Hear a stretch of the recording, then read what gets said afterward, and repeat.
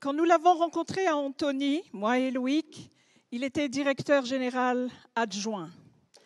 Un mois après, nous le rencontrons à Olivet, il est directeur général. Vous direz avec moi, quelle ascension! Et la troisième fois qu'on lui a dit, vous êtes PDG, il a dit, ça attendra quand même un peu. Mesdames, Mesdemoiselles, Messieurs, le directeur général de Groupama Paris-Val de Loire pour les perspectives.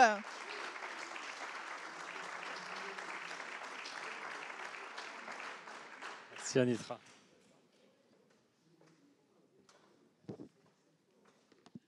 Merci pour cet accueil. Je ne l'attendais pas, moi non plus. Je me suis noté plein de choses, mais en fait, par rapport à tout ce qui s'est dit, mais en fait, je vais simplement dire ce que j'ai retenu sur le cœur par rapport à cette chaire. Tout d'abord dire que moi, je suis très fier en tant que directeur général de Groupama Paris-Val de Loire d'avoir participé à cette réunion. C'est d'autant plus facile pour moi de le dire que je ne suis pas instigateur à l'initiative de cette chaire, mais on a parlé de transmission et voilà, ça a été fait par mes prédécesseurs, ça a été suivi par mon prédécesseur Laurent Bouchon et c'est également suivi par moi avec beaucoup d'attention parce que je trouve qu'il y a beaucoup de sens et beaucoup de liens avec ce qu'on fait au quotidien avec Groupama. Je vais être bref, rassurez-vous. Mais je voulais simplement dire quelques mots avant de clôturer cette journée pour dire que finalement ce qu'on a vu aujourd'hui, c'est que le management des risques en agriculture, c'est un sujet stratégique, c'est un sujet d'avenir. Donc on en parlait aussi tout à l'heure, on a été précurseur quand on a mis cette thématique il y a quelques années. Pour nous, assureurs, parler de management des risques, gestion des risques, c'est un peu notre culture, c'est dans notre ADN profond. Mais voilà, pouvoir élargir ces discussions-là avec d'autres acteurs. Enfin, moi, je suis convaincu que la gestion du risque, le management des risques, c'est quelque chose qui doit sortir du champ des assureurs et qui doit irriguer toute la société entière, que ce soit les politiques économiques, que ce soit les politiques, mais d'une manière générale, les choix économiques, mais aussi les agriculteurs. On le voit bien, je n'ai pas besoin de répéter tout ce qui est dit, l'exposé qui a été fait sur le dérèglement climatique, les changements réglementaires, enfin, tout ce qui vient heurter le modèle des agriculteurs fait que c'est absolument important et stratégique pour les agriculteurs de se préparer à ces changements. Et en fait, dans cette chaire, ce que je retiens, c'est que c'est exactement ça. C'est-à-dire qu'il faut se préparer à l'avenir. Et tout seul, on n'y arrivera pas, ni nous, assureurs. J'y reviendrai aussi tout à l'heure. On est incapable d'assurer tout seul le coût des événements climatiques futurs, surtout quand on extrapole les données. Les agriculteurs tout seuls n'y arriveront pas. La recherche tout seul n'y arrivera pas. Les étudiants, ils ont besoin d'apprendre. C'est la relève. Et en fait, cette chaire, elle a l'avantage et elle a cette valeur ajoutée de mettre tout le monde autour de la table et de réfléchir avec un seul objectif finalement de trouver des solutions au service de l'agriculture et au service finalement de la pérennité de cette agriculture française à laquelle on tient toutes et tous. Donc c'est exactement ce qu'on va continuer à faire. Donc ça fait 10 ans et on a l'intention évidemment de continuer. Donc avec le conseil d'administration, on a eu la visite aussi de certains membres d'Unilassal récemment au conseil d'administration. Donc on se dit les choses de manière très directe dans notre conseil d'administration. On dit quand on est content et on dit quand on a envie de faire plus ou différemment. Et très clairement, ce que nous a dit le conseil d'administration, représenté aussi par Jean-Christophe et Valérie ici, c'est que ce qu'il nous faut, c'est être utile aux agriculteurs. Donc nous, avec la chaire, on veut vraiment montrer qu'on est utile au quotidien. Et donc l'orientation qu'on veut donner dans les prochaines années, c'est véritablement de faire en sorte que la chaire, donc évidemment, nous, on orientera et on s'impliquera. Thierry ne sera plus là, mais d'autres personnes prendront le relais, puisque c'est l'histoire de Groupama, de prendre le relais, le témoin de personnes comme Thierry. On vous aidera, mais aidez-nous à produire des livrables, des contenus qui soient véritablement utiles et qui aident dans la vie de tous les jours les agriculteurs, donc des outils, des modèles, des analyses, des outils de gestion pour maîtriser les risques qui soient utiles au quotidien pour les agriculteurs. Et donc, ça a été mentionné par Jean-Christophe Mandard tout à l'heure. C'est pour ça que le conseil d'administration, très clairement, a souhaité s'investir davantage. C'est pourquoi il y a 2 administrateurs qui vont maintenant faire partie du comité de pilotage, qui vont suivre et apporter toute leur expertise. Et eux, je peux vous assurer qu'ils ont les pieds ancrés sur le terrain, dans le terrain, et ils vont apporter énormément aux étudiants et à la recherche. Allez, tout à l'heure, c'était Christophe Buisset, c'est dommage qu'il soit parti, il a dit qu'on n'aimait pas le risque, nous les assureurs. Pourtant, ça fait plus de 20 ans qu'il est chez Groupama, il sait qu'on aime le risque. Nous, ce qu'on n'aime pas, enfin ce qu'on ne peut pas faire, c'est assurer un risque, non, pardon, je vais le dire différemment. Nous, quand il n'y a plus d'aléas, il n'y a plus de risque, c'est une certitude. Donc, tout à l'heure, il a également été dit que ce qui n'est pas un aléa, c'est le dérèglement climatique. Donc après, certains peuvent encore discuter sur les causes de ce dérèglement climatique, mais ce qui est évident, et nous on l'observe dans nos chiffres, c'est qu'il y a un dérèglement climatique, vous l'observez, enfin les agriculteurs l'observent dans leur rendement, l'observent tous les jours au sein de leur exploitation, nous on l'observe dans notre charge de sinistralité. Et donc, nous, ce qu'on ne peut pas assurer, c'est quand il n'y a plus d'aléas et quand il n'y a pas de mutualisation. Donc là-dessus, nous, on a un rôle à jouer, c'est de proposer des garanties financières. Donc l'assurance, dans le cadre de la gestion des risques, est un des outils pour contribuer à la maîtrise des risques agricoles, mais ce n'est pas le seul outil. Donc quand on réfléchit à ça et quand on participe à la chaire, nous, on veut participer à la recherche, alerter les pouvoirs publics, faire de la sensibilisation. Mais il est évident qu'on n'a pas, de toute façon, on n'a pas les capitaux propres pour assurer les risques en cas de dérèglement climatique extrême comme on l'observe. Et donc, je voudrais l'illustrer aussi en disant une chose. Donc, dans ce cadre-là, on travaille sur les causes, donc on travaille sur de la décarbonation, etc. Mais nous, on n'est pas une industrie extrêmement polluante directement. On pollue indirectement. On participe aux émissions de CO2 parce qu'on gère des sinistres, donc on peut s'améliorer dans la manière dont on gère nos sinistres, c'est-à-dire dans les techniques de reconstruction, etc. Et on travaille déjà dessus. Donc on se décarbone, nos véhicules, etc., nos bâtiments, mais ça va être fait assez vite et on sera très vite en neutralité carbone. On a un impact à jouer dans les investissements financiers qu'on prend, parce qu'une compagnie d'assurance, c'est encaisser des primes, c'est payer des sinistres, mais c'est aussi beaucoup d'investissements sur les marchés financiers. Donc on aiguille désormais nos investissements pour viser cette décarbonation et essayer d'atteindre le plus possible la trajectoire de la courbe des accords de Paris.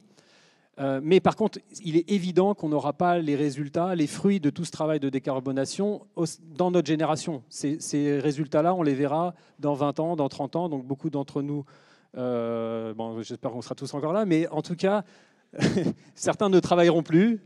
Moi, je serai encore là, normalement.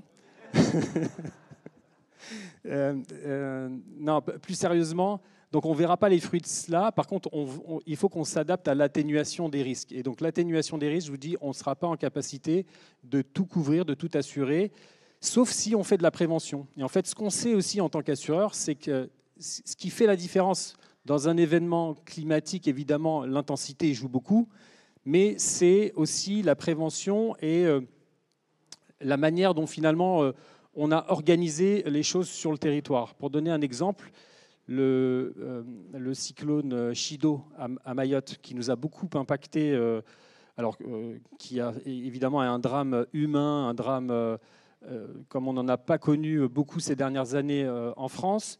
Nous, on a vu évidemment un nombre de sinistres très important, un drame humain également, inutile d'y revenir. Mais en fait, quand on regarde cet événement-là, on se rend bien compte que c'était un cyclone d'une intensité importante, mais c'était un cyclone de classe 4, de niveau 4, même pas au maximum du niveau 4. Donc on a connu des cyclones de niveau 5, etc. Et ce qui a fait la différence, c'est qu'en fait, malheureusement, il est venu frapper les côtes dans un endroit où l'aménagement du territoire, pour toutes les raisons qu'on connaît sur l'île, n'était pas prêt à recevoir ce type de cyclone. Donc, en fait, c'est la même chose pour une exploitation agricole. Ce qui va faire la différence et la robustesse, la pérennité de certaines exploitations, c'est comment on va se préparer à ces aléas. Donc, la diversité des cultures, la gestion des sols, la gestion de l'eau, mais aussi l'assurance. Et donc, quand on regarde les éléments qui sont à disposition des agriculteurs pour maîtriser le risque, il y a tous ces éléments-là de prévention sur ce que je viens de mentionner lié à l'agriculture en soi et à l'adaptation des cultures au climat, mais il y a aussi l'assurance qu'il faut promouvoir parce que c'est un véritable outil de maîtrise des risques. Et parfois, nous, on l'a observé en 2016, on a eu à Paris-Val-de-Loire des événements très très significatifs et je peux vous assurer qu'entre celui qui avait l'assurance multirisque climatique ou une assurance sur ses bâtiments et d'autres, c'est beaucoup plus facile derrière de rebondir quand on a une protection financière. Donc la protection financière est un des éléments, mais tout seul, elle n'y arrivera pas. Et tout à l'heure, on a aussi parlé d'échecs. Et en fait, c'est vrai qu'en agriculture, dans la gestion d'une entreprise classique, on va dire, dans la majorité des entreprises, on peut aller au tapis parce qu'il y a de la concurrence, parce qu'on prend une mauvaise décision de gestion. En agriculture, il y a un élément en plus, c'est le climat qu'on ne maîtrise pas. Donc en fait, on peut être un bon agriculteur, on peut avoir pensé à peu près à tout, et le ciel nous tombe sur la tête, et là, on ne peut rien faire. Donc d'un coup, tout peut s'écrouler, et là, c'est le patrimoine. C'est des éléments de transmission de génération en génération qui d'un coup peuvent s'effondrer. Donc c'est pour ça que je pense que plus que jamais, on peut dire que la maîtrise des événements climatiques, la gestion du risque d'une manière générale pour une exploitation agricole, c'est essentiel et dans un environnement qui devient de plus en plus compliqué. Donc voilà, moi je voudrais simplement finir en disant une chose. Une conviction simple, c'est que Groupama, on sera toujours aux côtés des agriculteurs, on sera toujours aussi aux côtés de la recherche. On sait qu'en France, on a aussi des problématiques de financement de la recherche, donc nous, c'est une fierté de le faire. On sera aussi toujours aux côtés des agriculteurs parce qu'on aura toujours besoin de l'agriculture, d'une agriculture solide en France. C'est une responsabilité, mais c'est aussi une fierté. Moi, je suis très fier de pouvoir appartenir à une entreprise qui œuvre tous les jours pour le bien commun et pour le bien de l'agriculture d'une manière générale. Donc merci encore à tous, merci aux intervenants, merci à la chaire de nous avoir accueillis dans ce formidable lieu que je ne connaissais pas. Donc je reviendrai avec grand plaisir. Merci à toi Thierry. François, tu as fait un super hommage, bravo. Et c'était très sincère, je pense, et partagé par l'ensemble du comité de direction et du conseil d'administration. Merci encore à toutes et à tous et à bientôt.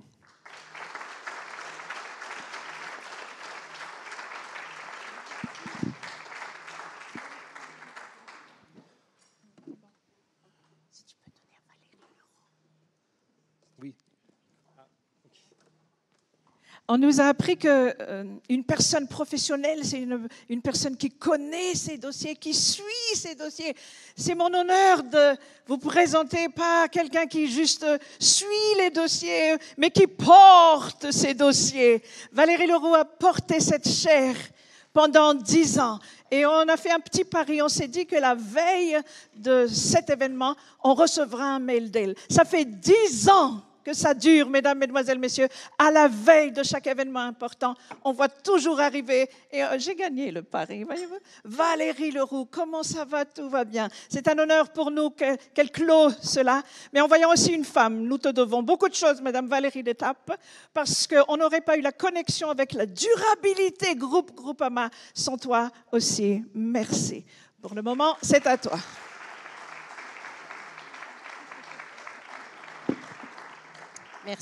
Merci Anitra pour, je dirais, ton enthousiasme, la générosité que nous te connaissons. Voilà, et c'est toujours un vrai plaisir. C'est pas difficile de porter une chaire parce qu'en fait, il n'y a pas à la porter. Je dirais, voilà, parce que je dirais, chacun a été engagé dans cette chaire. Chacun y est venu avec ce qu'il pouvait partager, ce qu'il avait envie de partager et la conviction aussi qu'il allait s'enrichir de ce qu'on y apporterait chacun. Donc voilà, bravo et merci à chacun. On va clôturer peut-être juste rapidement. En fait, finalement, en réfléchissant un petit peu à ces 10 années passées ensemble et puis à celles qui s'annoncent, je me disais qu'en fait, on avait déjà des racines profondes parce que 10 ans, on a construit quelque chose de solide.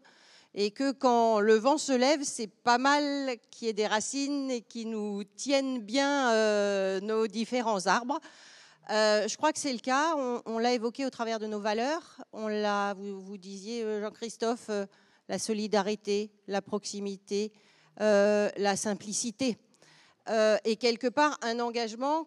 Et c'est chouette qu'on l'ait traduit dans l'intitulé de la chaire, voilà, avec et pour les agriculteurs. Parce que, au fond, 170 ans, je ne sais plus combien, en tout cas pour Unilassal, pour Groupama, 120, allez, voilà, on est quand même des anciennes dames, on va dire.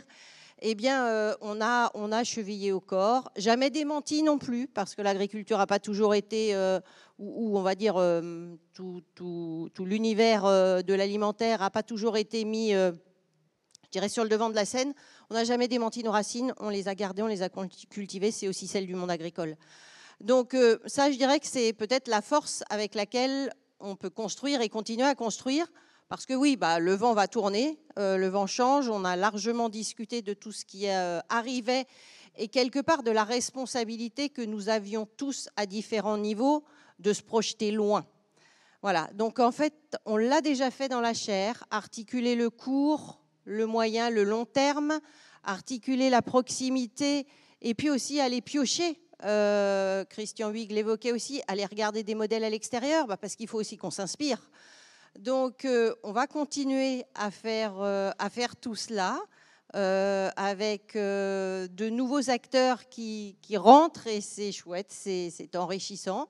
Sans oublier tous ceux qui ont beaucoup apporté à la chaire. Thierry, merci encore à toi pour tout ça. Donc voilà, l'engagement aussi d'une institution, d'Unilassal, au travers aussi de son originalité et de son unicité à servir quelque part le projet de la chaire. C'est ça aussi qu'il faut qu'on, je dirais, en tout cas nous, que nous avons à cœur de mettre à disposition. Voilà, Unilassal, c'est bien sûr l'agronomie, c'est son pilier, c'est une évidence, mais elle s'enrichit de plein de choses. Elle s'est enrichie de compétences dans le domaine du génie environnemental, dans le domaine de la santé. On n'a pas beaucoup parlé aussi du monde des vétérinaires et pourtant, je dirais aujourd'hui, on a parlé un peu des risques sanitaires. Il y a des enjeux là aussi, il y a des enjeux sur les sols dont on a parlé. Donc il y a beaucoup de sujets aussi et la chaire, c'est aussi voilà, donner au fur et à mesure des besoins ou des sujets qu'on aura envie d'investiguer, eh bien, la possibilité d'articuler tout ça. Et on est aujourd'hui un des seuls, enfin en tout cas un établissement d'enseignement supérieur et de recherche particulier par rapport à cela. Voilà, donc c'est l'agriculture encore et toujours et aussi beaucoup plus. Et voilà, et néanmoins l'agriculture et l'agriculteur au cœur. Donc voilà, on va rester avec ça. On va se souhaiter 10 nouvelles belles années. Puis un jour, on donnera la suite les uns derrière les autres, et c'est bien. Remercier tous ceux qui ont contribué à faire de cette journée une belle réussite.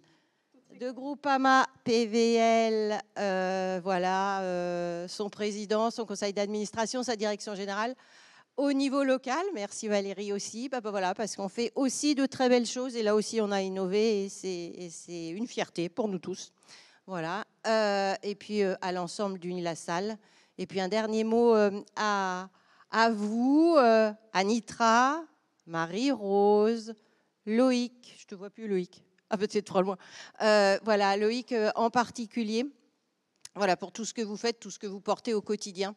Dans cette chaire avec enthousiasme, discrétion parfois aussi, et puis communication magnifique. Donc merci à vous tous, merci à tous nos étudiants aussi qui nous ont accompagnés, à tous nos stagiaires. Voilà, donc voilà, c'est une grande famille, hein, la chaire. À bientôt, merci à vous pour votre présence.